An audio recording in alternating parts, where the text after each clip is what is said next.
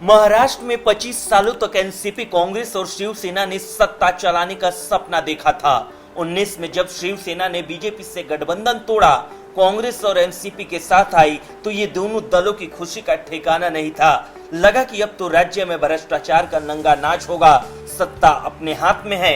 लेकिन इन तीनों दलों को ये मालूम नहीं था कि जिनसे वो पंगा ले रहे हैं वो मोदी और शाह की बीजेपी है। 22 आते आते बीजेपी ने ऐसा खेल किया कि शिवसेना, एनसीपी और कांग्रेस हवा में उड़ गई। उद्धव की कुर्सी गई, शिवसेना का बंटवारा हुआ, अघाड़ी की सरकार गिरी और एनसीपी में मतभेद शुरू हो गया। तीनों दलों का ऐसा हाल होगा किसी ने सोचा नहीं था। उद्धव ठाकरे तो अपनी पार्टी को बचाने की कोशिश में जुटे हैं। अभी तक 40 विधायकों और दर्जनों सांसदों ने उद्धव का साथ छोड़ दिया।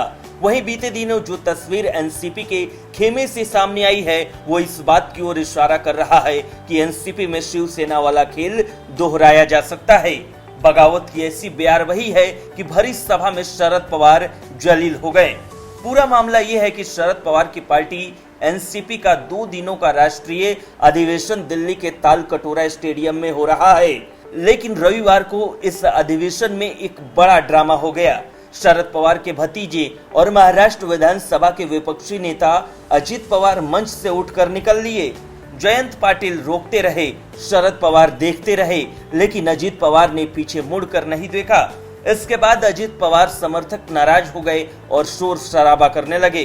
प्रफुल्ल पटेल उन्हें शांत करने के लिए कहते रहे कि अजित पवार वॉशरूम गए हैं, वे वॉशरूम से आकर भाषण देंगे। लेकिन ऐसा नहीं हुआ और अजित पवार निकल लिए।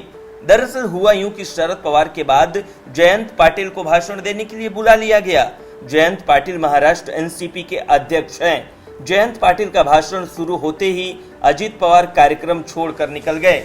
अजित पवार को वक्त कम होने की वजह से बोलने का मौका नहीं दिया गया। इसी वजह से वे नाराज हो गए।